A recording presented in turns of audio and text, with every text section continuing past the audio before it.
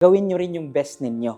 Kasi habang nag-aaral kayo dito, si mama at si papa ninyo, lalong-lalo na yung mabuting tao, mabuting magulang, ginagawa rin nila yung best nila. Every time na pupunta kayo ng paaralan at hihingi kayo ng baon, hiling ko lang sana huwag nyong kalimutan na pasalamatan yung magulang.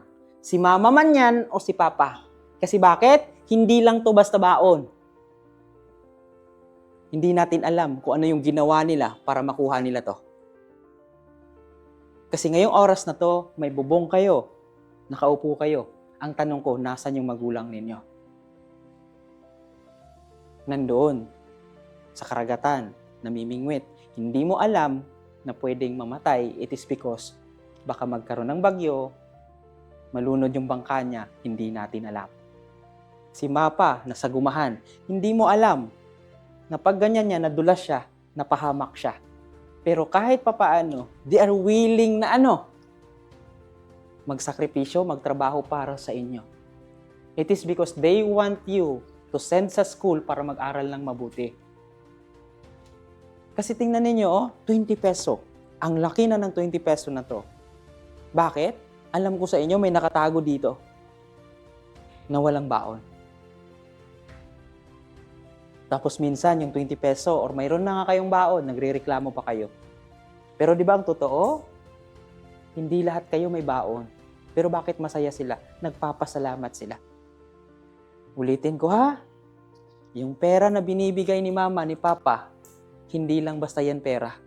Yung damit mo, yung bag mo, yung sapatos mo, hindi lang yan basta baon. Hindi lang yan basta bag. Ano yan? Sakripisyo yan ng magulang ninyo. Kaya kung pwede lang, pag sabi nila na mag-aral kayo ng mabuti, aral. Hindi magbarkada. Kung magbarkada man, hanapin nyo yung tamang taong barkada. Kung magjowa, bawal sana muna. Kasi bakit? Mag-uyab-uyab na ka, 20 pesos imong kwarta? Pwede ba? Isipin ninyo, hindi ba nakakahiya na batang-bata kayo, magjojowa kayo, tapos yung perang binibigay sa inyo, gagastusin nyo para sa ibang tao. Ang tanong ko, para kanino to? Di ba para lang sa'yo? Hindi para sa ibang tao.